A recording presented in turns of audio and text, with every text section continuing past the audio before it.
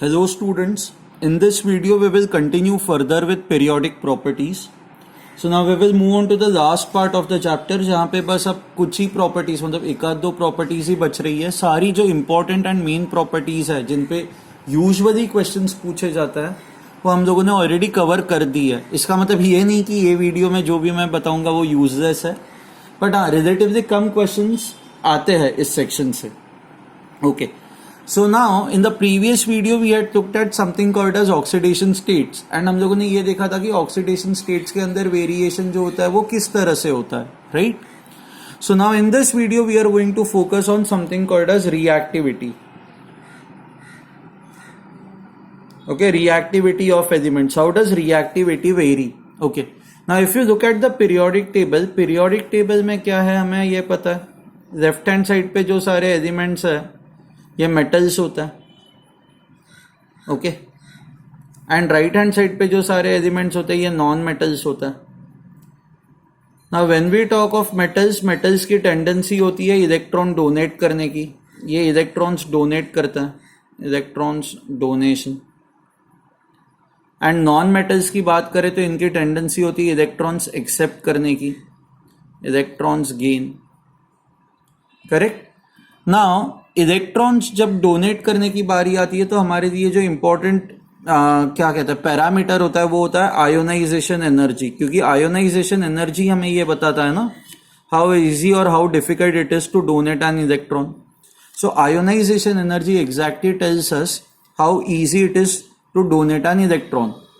Now we know that in case in the periodic table, as we go down the group, ionization energy decreases. Now if the ionization energy decreases, इसका मतलब क्या होता है? It becomes easier to donate electrons. If it becomes easier to donate electrons, तो metallic tendency या reactivity जो है वो increase होती जाएगी, right? So in case of metal, I can say that for metals or for metallic groups, I can say that reactivity increases down the group. Reactivity increases down the group. Okay. So as we go from top to bottom, reactivity जो है that reactivity increases down the group. Okay. Now in the case of metals, क्योंकि metals have a tendency to donate electrons and going down the group, donation becomes simple. Similarly, when we talk of non-metals की tendency होती है electrons gain करने की. अब हमें ये पता है ना as we go down the group electronegativity या electron affinity decreases. So going down the group, as we go down the group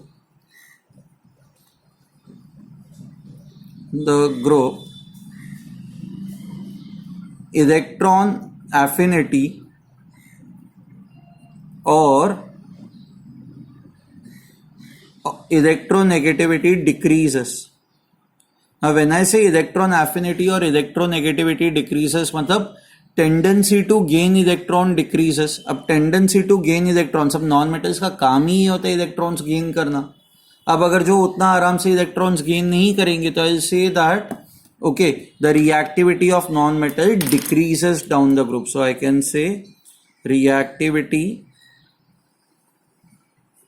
of non metals decreases down the group.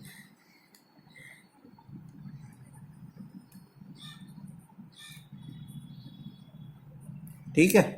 So non metals की जो reactivity होती है decreases down the group, metals की जो reactivity होती है it increases down the group. So that is why we say that metallic character increases as we go down the group, non metallic character decreases as we go down the group. So at least group के अंदर reactivity किस तरह से very करती है हमें समझ में आ चुका है. Now let's see what happens across a period. Now period समझने के लिए let me consider a particular period. So let me talk about third period. So third period के अंदर जो हमारे एलिमेंट्स है वो है sodium, magnesium, aluminium, silicon, phosphorus, sulphur, chlorine, argon. इसकी रिएक्टिविटी जीरो होगी, इनर्ट गैस है तो इसको छोड़ देता है. नाउ यहां तक यू हैव मेटल्स, एंड यहां से you have non metals and this is kind of a metalloid. हाँ, हमें ये पता है ना, as we go from left to right metallic nature decreases, क्योंकि आप जैसे ही लेफ्ट से राइट की तरफ जाते हो, आप लेफ्ट से राइट की तरफ जाते हो, हमें ये पता है ionization energy increases. Ionization energy increase होगी तो tendency to donate electrons will decrease, and because tendency to donate electron decreases, आप यहां से यहां तक जाते हो तो metallic nature decreases. Metallic nature decreases. Okay, and because metallic nature decreases, I can say that reactivity decreases.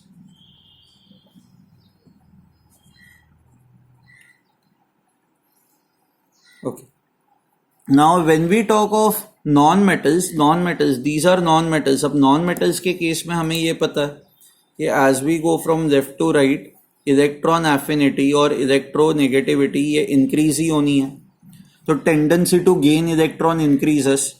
So I can say non metallic nature increases,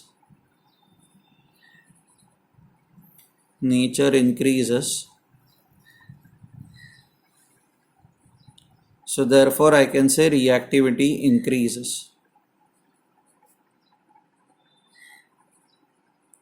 So now what I can say is, as we go across a period from left to right, initially reactivity decreases, reaches a minimum, and then reactivity increases again. Okay, so reactivity maximum एक तो alkali group के अंदर होगी और halogen group के अंदर होगी. So I can say alkali group या group 1 metals are most reactive metals,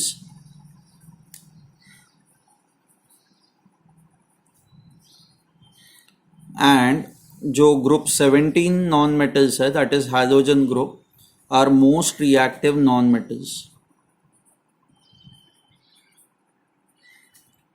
metals. So सबसे रिएक्टिव मेटल कौन सा हुआ? ग्रुप 1 के सारे सबसे रिएक्टिव होते हैं, और उसमें भी आप जैसे जैसे नीचे जाते हो रिएक्टिविटी इंक्रीजेस, तो सीजियम सबसे रिएक्टिव होगा एंड फ्लोरीन सबसे रिएक्टिव होगा. सीजियम सबसे reactive metal, fluorine will be the most reactive non-metal. Okay, so I hope you have understood about the reactivity. You have also understood about the metallic character. You have understood what about non-metallic character. So metallic character increases down the group, non-metallic character decreases down the group. As we go from left to right, metallic nature decreases, non-metallic nature increases. Okay, now अब हम लोग अगर जो oxides की बात करें, okay, if we talk of oxides, so we know that metallic oxides जो होते हैं, they are basic in nature. Metallic oxides are basic, and non-metallic oxides are acidic.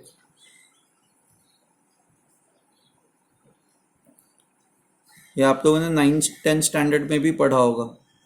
So that is why as we go from left to right, basic nature of the oxide decreases, क्योंकि metallic nature decrease हो रहा है तो basic nature decrease होगा, non metallic nature increase हो रहा है तो एसिडिक नेचर इंक्रीज होगा. So as we go from left to right, basic nature of the oxide और basicity of oxide decreases, acidity of oxide increases. Similarly, as we go down the group, हमें ये पता है as we go down the group, metallic nature increases. Metallic nature increases तो basicity of oxide increases, acidity of oxide decreases. Okay, ठीक है. So if I have to give you few examples कुछ इस तरह से होंगे. So जैसे for example H3BO3, if I take 3 examples, एक मिनट, okay, sorry, हम लोग कहाँ पे थे? हाँ, I was giving you examples, right? So if you have 3 examples, जैसे H3BO3, this is your boric acid. उसके बाद H2CO3, this is carbonic acid, and उसके बाद HNO3. So if you see over here, as we, इनको ना कहा जाता है oxo acids. These are called as oxo acids. Oxo acids इसलिए कहा जाता है क्योंकि ये जो आपका हाइड्रोजन एटम होता है, ये डायरेक्टली ये सेंट्रल एटम को अटैच नहीं होता, हाइड्रोजन एटम ऑक्सीजन को अटैच्ड होता है. सो जैसे H3BO3 का फॉर्मूला ये होगा BOH BOH and BOH. Okay. Similarly, H2CO3 में दो hydrogen atoms, they are attached to oxygen atoms. Okay. So in oxo acids के लिए as we go from left to right, मैंने आपको ये बताया ये non metallic nature will increase, non metallic nature will increase, तो acidic nature will increase. So acidity increases. Okay. अब oxo acids ना लेके आप सिंपल एसिड्स भी दो तो भी कोई दिक्कत नहीं आएगी, मतलब आपको सेम ही रिजल्ट मिलेगा. जैसे for example you have NH3 H2O and HF. So these are basically the hydrides. ये इसके सेकेंड पीरियड में नाइट्रोजन, ऑक्सीजन एंड फ्लोरीन के हाइड्राइड्स है. अब same thing as we go from left to right, acidic nature of hydride increases. Acidic nature of hydride increases. The reason is because कि जैसे ही आप left से right की तरफ जाते हो electronegativity increases, right. So oxygen की इलेक्ट्रोनेगेटिविटी नाइट्रोजन से ज्यादा होती है और फ्लोरीन की इलेक्ट्रोनेगेटिविटी ऑक्सीजन से ज्यादा होती है. तो एज इलेक्ट्रोनेगेटिविटी विल इंक्रीज, क्या होगा कि ये जो आपका बॉन्ड है ये और पोलर होता जैसा हो जाएगा, जैसे HF. अब फ्लोरीन अगर जो बहुत ज्यादा इलेक्ट्रोनेगेटिव है तो क्या होगा कि fluorine will have a large tendency to keep electrons with itself. तो हाइड्रोजन पे बहुत ज्यादा पॉजिटिव चार्ज आएगा एंड इसलिए ये compound will easily give you H+. So as we go from left to right, अगर जो हम हाइड्राइड्स की बात करें तो as we go from left to right what happens is electronegativity increases. And because electronegativity increases, removing H+ becomes easier and easier. So that is why as we go from left to right, acidic nature of hydride increases. Okay. Now as we go down the group, ये क्या होगा, ये ना मैं ये हम लोग P block elements जब डिटेल में पढ़ेंगे ना तभी भी हम लोग ये चीज करेंगे. But you have to remember this. If I consider group 17, अगर जो मैं group 17 की बात करूं तो HF, HCl, HBr and HI. Okay. Now as we go down the group, मुझे ये पता है ये जो एटम्स है इनकी इलेक्ट्रोनेगेटिविटी जो है वो डिक्रीज होती जाएगी. अब ये लॉजिक लगा है इलेक्ट्रोनेगेटिविटी इंक्रीज हो रही है तो एसिडिक नेचर इंक्रीज होना चाहिए. तो यहाँ पे as we go down the group electronegativity decreases तो एसिडिक नेचर डिक्रीज होना चाहिए ना. बट एक्चुअल में यहाँ पे ऐसा नहीं होता. Acidic nature increases because hydrogen जो होता है वो साइज में बहुत ही छोटा सा होता है एंड ये एटम्स जो होते हैं ना, ये फ्लोरीन से आप क्लोरीन पे जाओ, क्लोरीन से ब्रोमीन पे जाओ, ब्रोमीन से आयोडीन पे जाओ, size keeps on increasing. Now एक बहुत ही छोटा एटम एंड एक बहुत ही बड़ा एटम ये उतना स्ट्रॉन्ग बॉन्ड नहीं बना सकते. तो ये जो बॉन्ड होता है, this bond is weakest, HI bond is weakest. And because this bond is weakest,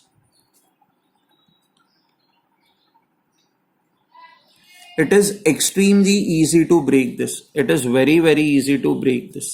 So even though iodine की इलेक्ट्रोनेगेटिविटी बहुत ज़्यादा नहीं होती, even though हाइड्रोजन पे पॉजिटिव चार्ज वैसे बहुत ज़्यादा नहीं होगा, बट स्टिल बिकॉज ये बॉन्ड इतना वीक होता है कि it is very easy to break this and because it is very easy to break this compound will easily give you H+ ions. So I can say in case of hydrides, acidic nature decreases down the group. ये हर एक case में होता है. So in case of hydrides, let me write it over here. For hydrides, when I say hydrides मतलब ये binary compound होता है, hydrogen and कोई और एटम, इसको हम लोग कहते हैं hydrides. So for hydrides, acidic nature decreases, acidic nature decreases down the group.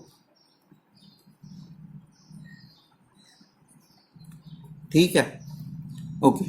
Oxo acids अलग होता है क्योंकि ऑक्सो एसिड्स में हाइड्रोजन डायरेक्टली सेंट्रल एटम को अटैच्ड ही नहीं होता. हाइड्रोजन जो हमेशा अटैच्ड होता है वो ऑक्सीजन को ही अटैच्ड होता है. हाइड्राइड्स अलग होता है, ये एसिड्स अलग है, क्योंकि हाइड्रोजन जो है डायरेक्टली आपके मेन एटम को ही अटैच्ड है, सेंट्रल एटम को ही अटैच्ड है, यहाँ पे वो किसी ऑक्सीजन के थ्रू अटैच्ड नहीं है। सो अब जब ऑक्सो एसिड्स की हम लोग बात करते हैं तो ऑक्सो एसिड्स के केस में क्या होता है, see normal hydrides and oxo acids as we go from left to right acidity increases, acidic nature increases, acidity increases. अब डाउन द ग्रुप क्या होता है वो देखते हैं। So let's consider oxo acids of group 17। So group 17 के जो ऑक्सो एसिड्स हम लोग कंसिडर करेंगे that is HClO4, HbRO4 and HiO4. Okay, these are the oxo acids of group 17. Okay, now यहाँ पे क्या होता है कि as we go down the group, okay, हर एक केस में हाइड्रोजन जो है वो ऑक्सीजन को ही अटैच्ड है। So if I have to draw the structure ये ऐसे होता है, chlorine double bond oxygen, double bond oxygen, double bond oxygen and OH। ना यू माइट आस्क दिस कि सर क्लोरीन तो हमेशा एक ही बॉन्ड बनाता है, तो यहाँ पे इतने सारे बॉन्ड्स कैसे बनाता है? हम लोग केमिकल बॉन्डिंग जब पढ़ेंगे तब we will look at this, हम लोग ये डिटेल में देखेंगे। ओके, सो अभी बस ये मान के चलो this is what happens. Okay, and if you compare it with HbRO4, Br double bond O, double bond O, OH। Now दोनों केसेस में ऑक्सीजन जो है ना, ये ऑक्सीजन हाइड्रोजन को ही अटैच्ड है। ऐसा नहीं है कि हाइड्रोजन क्लोरीन को अटैच्ड है, सॉरी, हाइड्रोजन जो है वो ऑक्सीजन को ही अटैच्ड है। यहां से पे भी हाइड्रोजन जो है वो ऑक्सीजन को ही अटैच्ड है। अब all these acids will give you H+। Okay, now if you see over here, यहां पे भी आपको ऑक्सीजन हाइड्रोजन बॉन्ड ब्रेक करना है, यहां पे भी आपको ऑक्सीजन हाइड्रोजन बॉन्ड ब्रेक करना है। नाउ दोनों केसेस में ये सेम दो एटम्स के बीच का बॉन्ड है, सेम दो एटम्स के बीच का बॉन्ड है, तो ये बॉन्ड स्ट्रेंथ जो होगी वो लगभग सेम ही होगी। तो बॉन्ड ब्रेक करने के लिए almost same amount of energy would be required. Okay, but because chlorine is more electronegative than bromine, chlorine will have a greater tendency to pull electrons towards itself। वो अपनी तरफ खींचेगा, electrons अपनी तरफ खींचेगा, तो ये जो हाइड्रोजन है इस पे प्लस चार्ज आता जाएगा। ओके, ब्रोमीन उतना ज्यादा इलेक्ट्रोनेगेटिव नहीं होता, उतना ज्यादा इलेक्ट्रोनेगेटिव नहीं होता, तो हाइड्रोजन पे जो पॉजिटिव चार्ज डेवलप होगा that will B relatively less. So that is why this compound will more easily give you H+ as compared to this compound। अब HiO4 की बात करें तो आयोडीन तो और भी कम इलेक्ट्रोनेगेटिव है, और भी कम इलेक्ट्रोनेगेटिव है, तो इस केस में आई कैन से दैट H+ निकालना would be even more difficult ना, क्योंकि HiO4 अगर जो आप देखो HiO4 का structure, I double bond O, double bond O, double bond O, OH, तो यहाँ पे iodine is very less electronegative, तो ये बहुत ही कम इलेक्ट्रॉन अपनी तरफ पुल करेगा, तो ये जो हाइड्रोजन पे चार्ज डेवलप होगा that will be very very less. And because hydrogen पे जो चार्ज डेवलप होगा that will be very very less, removing H+ will become all the more difficult, तो ये वीकेस्ट एसिड होगा। So I can say that as we go down the group, acidic nature of oxo acids decreases down the group।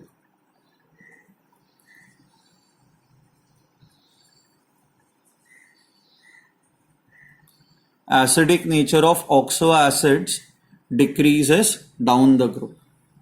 ठीक है, so I hope you have understood this, what happens to the acidic nature, okay, of hydrides and what happens to the acidic nature of oxo acids। अच्छा, there is one more thing that you should understand over here। कोई भी element ना, जैसे chlorine है तो chlorine एक से ज्यादा ऑक्सो एसिड बना सकता है।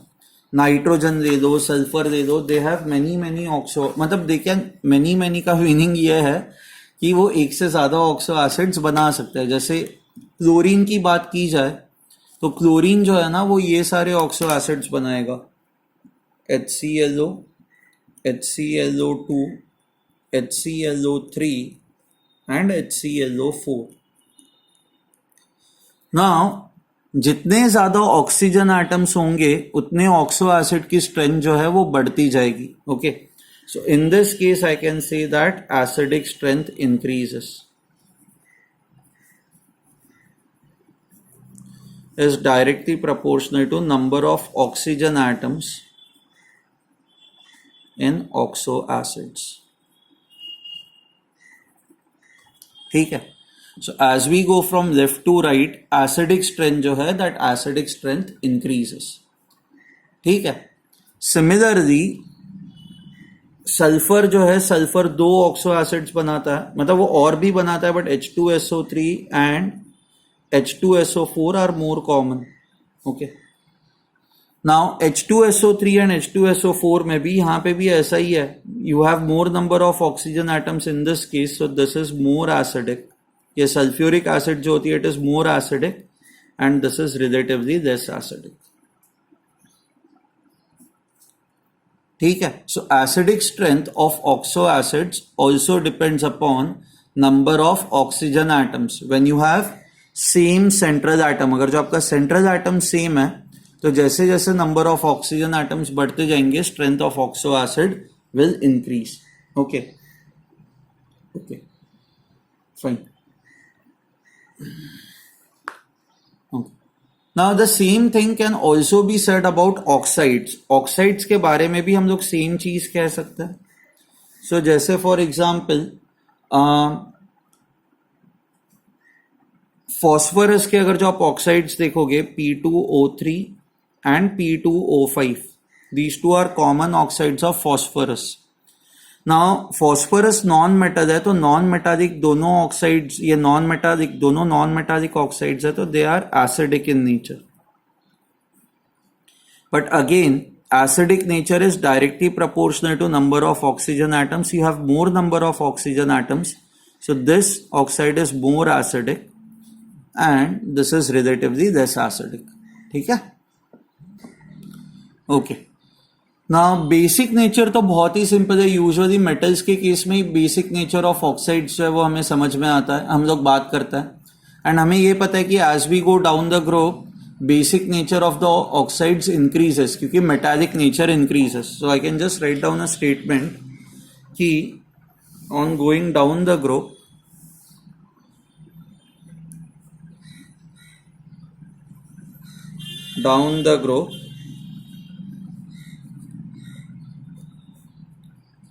basic nature of oxide increases.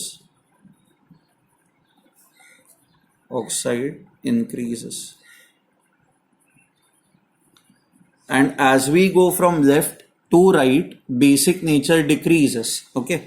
So on going across the period,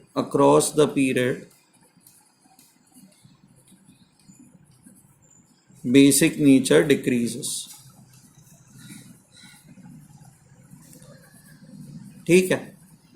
अच्छा, हम लोगों ने ये भी देखा था कि मेटालिक नेचर किस तरह से वेरी करता है. Going down the group metallic nature increases, going from left to right metallic nature decreases. Okay. Now there is also something called as tendency to form hydrated ions. Okay, let me write it over here. Now cations जो होता है ना, cations हमें पता है वैसे ही छोटे होते हैं नॉर्मल एटम्स से. सो cations have a tendency to form hydrated ions and hydrated salts.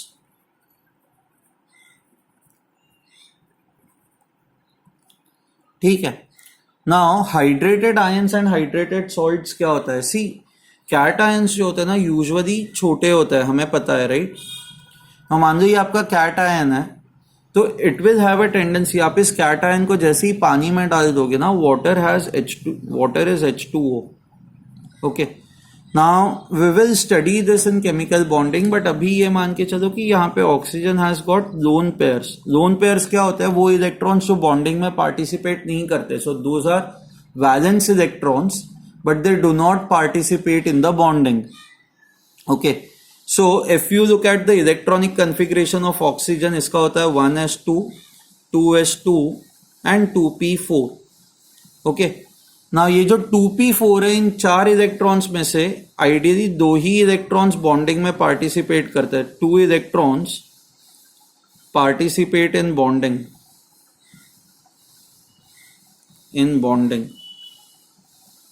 सो अगर जो हमारा वैलेंस शेल आप देखोगे तो ये सेकेंड शेल जो है ये आपका वैलेंस शेल है. तो टोटल सेकेंड शेल के अंदर 2 + 4 6 इलेक्ट्रॉन्स है. 6 में से 2 ही बॉन्डिंग में पार्टिसिपेट करते हैं. तो बचे हुए जो 4 इलेक्ट्रॉन्स है, 4 इलेक्ट्रॉन्स आर लोन पेयर्स, मतलब वो बॉन्डिंग में पार्टिसिपेट नहीं करते. तो ये लोन पेयर्स मैंने यहां पे दिखाई है. ओके, अब ये जो आपका कैट आयन है, this is your cation, right. It already has a positive charge. So what it does is, ये ऑक्सीजन पे जो लोन पेयर है ना उसको अपनी तरफ खींचता है. हाँ, अपनी तरफ खींचता है. इसके वजह से क्या होता है कि बहुत सारे जो H2O मॉलिक्यूल्स है ना वो इसकी तरफ आ जाता है. ये स्ट्रांगली इनको होल्ड करता है और इसको कहा जाता है hydration. This is called as hydration. Okay, now ये हाइड्रेशन कब फेवरेबल होता है? हाइड्रेशन फेवरेबल तब होता है जब for hydration the charge should be large. So I can write hydration is directly proportional to charge and inversely proportional to size. So जब आपका चार्ज ज्यादा होगा हाइड्रेशन भी ज्यादा होगा, क्योंकि आप खुद ही इमेजिन करो जितना ज्यादा पॉजिटिव चार्ज है उतना स्ट्रांगली वो चीजों को ये वाटर मॉलिक्यूल्स को अपनी तरफ खींचेगा. एंड साइज में जितना छोटा होगा ना उतना वो चार्ज कॉन्सेंट्रेटेड होगा. चार्ज कॉन्सेंट्रेटेड होगा तो concentrated charge can pull water molecules more. Okay, so hydration is directly proportional to charge, inversely proportional to size. Now if you look at the periodic table, okay, अब हम लोग cations की बात करें तो हमें ये पता है यूजुअली साइज जो होता है वो लेफ्ट से राइट डिक्रीज होती है ना. Size decreases. So because as we go from left to right, size decreases. Size decrease होगी तो hydration increase होगा. So as we go from left to right, hydration of cations increases. Anions उतने ज्यादा hydrate नहीं होते क्योंकि size में बहुत बड़े होते हैं. ओके, थोड़े हद तक एनायंस भी हाइड्रेट होता है. एनायंस के हाइड्रेशन के पीछे का रीजन क्या है? इनके पीछे का रीजन ये होता है, अंदर ये anion है and you have H2O molecule. So now we know that because hydrogen is less electronegative, it will have a delta positive charge. Oxygen will have a delta negative charge. अब ये जो hydrogen पे positive charge है ना ये इसकी तरफ attract होगा क्योंकि ये एनायन पे नेगेटिव चार्ज है. तो due to this force of attraction between the hydrogen and the anion, even anion gets hydrated.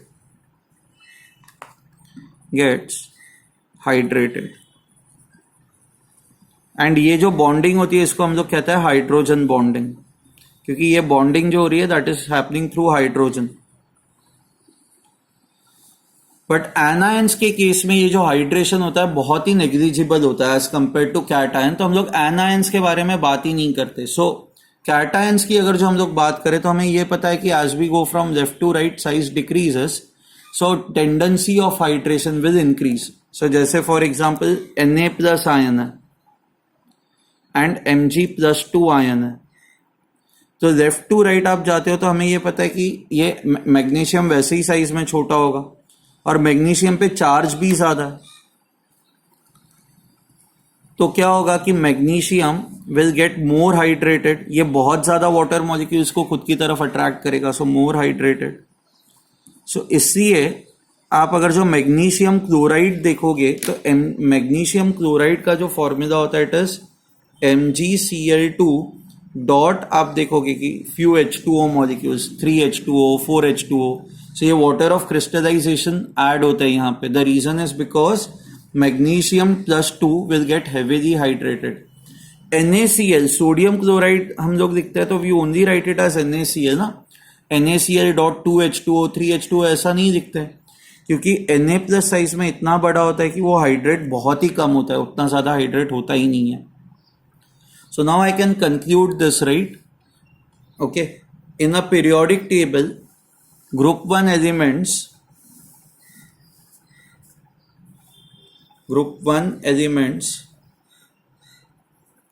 will show least hydration.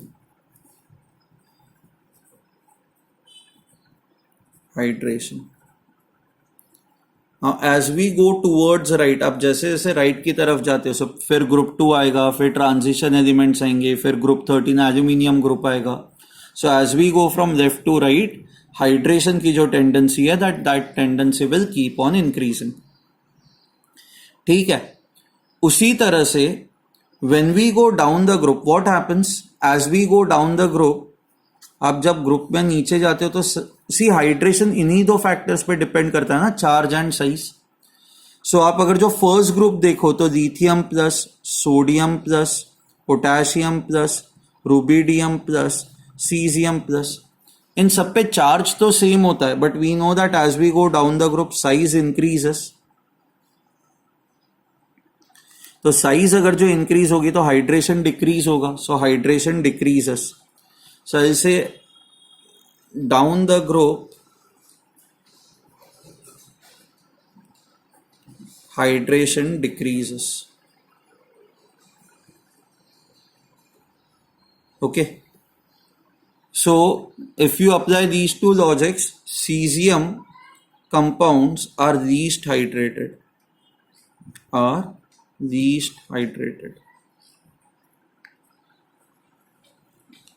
Okay.